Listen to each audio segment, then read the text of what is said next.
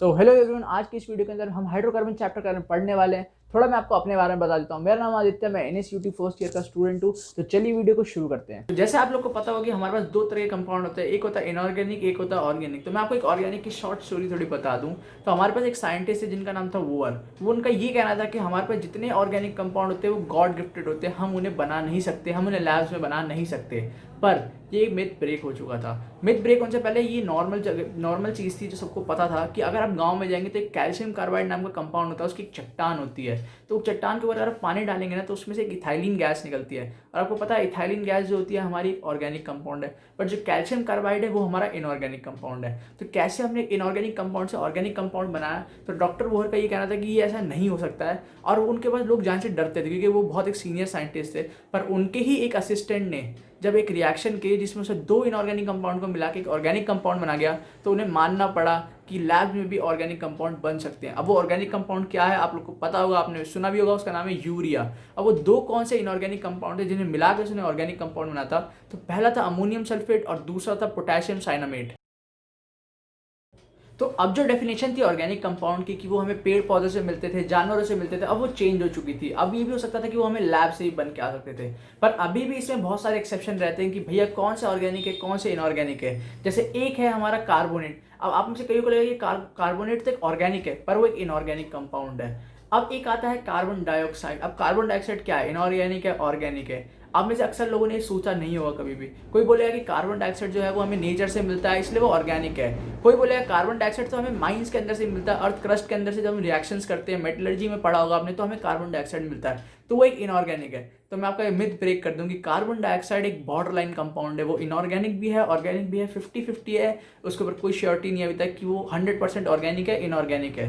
अब वैसी inorganic categories के अंदर हमारे पास स्पेसिफिक कैटेगरीज ऑलरेडी है, जैसे कार्बाइड है, फॉस्फाइड है, नाइट्राइड्स है। ये सारे ऑलरेडी एक इनऑर्गेनिक कैटेगरी के अंदर आते हैं। और अगर वो टेस्ट करना है कैसे, तो अगर आप इनके अंदर कोई डाइल्यूट एसिड डालेंगे ना तो गैसेस रिलीज करेंगे। तो मैं उनके नाम अगर आपको बता देता हूँ तो वो है हाइड्राइड्स हैं, फॉस्फाइड्स हैं, सल्फाइड्स हैं, कार्बाइड्स हैं एंड नाइट्राइड्स हैं। ये सारे special type of inorganic compounds होते हैं। अब जैसे हाइड्रोकार्बन चैप्टर के अंदर हम कार्बन के हाइड्रोजन के साथ मेटल्स के साथ रिएक्टिविटी के बारे में डिस्कस करेंगे और वो क्या बनाता है हम उनके बारे में पढ़ेंगे। तो मैं आपको ये बात पहले बता दूं कि जब कार्बन किसी मेटल के साथ जब बॉन्ड बनाता है ना, तो आप में से बहुत लोग बोलेंगे कि भैया कार्बन तो केवल कोवेलेंट बॉन्ड बनाता है, कार्बन केवल, कोई बोलेगा आयनिक बॉन्ड बनाता है, कोई भी कुछ भी बोल सकता है ना। तो मैं आपको ये क्लियर कर दूं कि कार्बन जब कभी भी किसी के साथ बॉन्ड बनाता है तो उसमें दो टाइप के कैरेक्टर्स हमेशा रहते हैं, एक होता है आयनिक, एक होता है कोवेलेंट। हमेशा दोनों प्रेजेंट करेंगे, चाहे कोई एक कम फैक्टर में हो चाहे कोई ज़्यादा फैक्टर। जैसे कार्बन जब कार्बन सोडियम के साथ बॉन्ड बनाता ना, तो कोई ये नहीं कह सकता कि वो 100% आयनिक होगा। उसके अंदर मे बी 70% आयनिक होगा और 30% कोवेलेंट होगा। तो जितना ज़्यादा आयनिक होगा ना उतनी ज़्यादा उसकी रिएक्टिविटी होती है। तो एक बार दिमाग में रखना कि कभी भी कोई बॉन्ड बनता है कार्बन के साथ ना, तो वो कंप्लीटली आयनिक या कंप्लीटली कोवेलेंट नहीं होता। अगर ज़्यादा कोवेलेंट होगा तो उसके अंदर आयनिक कैरेक्टर भी रहता है। तो इसे अपने दिमाग में ज़रूर रखना। अब आते हैं हाइड्रोकार्बन चैप्टर के अंदर। जैसे हाइड्रोकार्बन चैप्टर के अंदर आपको पता है कि दो तरह के कंपाउंड होता है हमारे पास, एक होता है सैचुरेटेड होता है और एक होता है अनसैचुरेटेड होता है। अगर मैं आपसे बोलूँगा कि अनसैचुरेटेड कंपाउंड क्या होता है, तो आप में से बहुत लोग बोलेंगे भैया जिसके अंदर डबल बॉन्ड, ट्रिपल बॉन्ड या रिंग होती है। तो मैं आपसे एक चीज़ पूछता हूँ कि क्या इन दोनों में से दोनों सैचुरेटेड हैं या दोनों अनसैचुरेटेड है या एक अनसैचुरेटेड और दूसरा सैचुरेटेड है? तो अगर आप इसका आंसर देते हैं कि एक सैचुरेटेड एक अनसैचुरेटेड है तो आप बिल्कुल सही है। पर अगर आप में से कोई बोलता है कि दोनों सैचुरेटेड है या दोनों अनसैचुरेटेड है तो वो गलत है।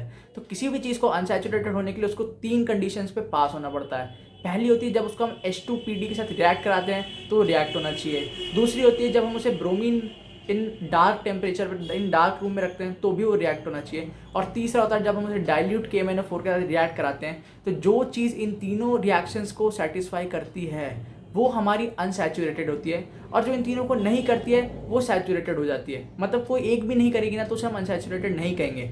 जैसे अगर आप इथीन के साथ ही रिएक्शन कराएंगे तीनों की तो तीनों सक्सेसफुल है। ऐसे अगर आप इसको अब किसी ट्रिपल बॉन्ड के साथ कराएंगे तो वो भी सक्सेसफुल है। पर इस केस के अंदर ये स्पेशल केस होता है जब साइक्लोब्यूटेन और साइक्लोप्रोपीन जो होता है हमारा, ये दोनों हमारे अनसैचुरेटेड होते हैं। बट वहीं पे अगर मैं आपसे बोलूँ साइक्लोहेक्सेन के बारे में बोलूँ या फिर साइक्लोब्यूटेन के ऊपर के जितने रिंग्स होंगे वो सारे सैचुरेटेड होते हैं। तो ये अपने दिमाग में ज़रूर रखिएगा।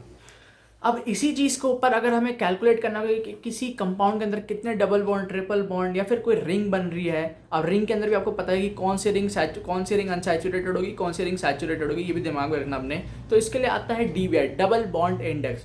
इसका फॉर्मूला मैं भी आपको स्क्रीन पे दे दूंगा। इस फॉर्मूले के अंदर अगर आप अपनी वैल्यूज़ को डालेंगे तो आपको पता लग जाएगा कि आपके कंपाउंड के अंदर कितने डबल बॉन्ड है, कितने सिंगल बॉन्ड है, कितने ट्रिपल बॉन्ड है।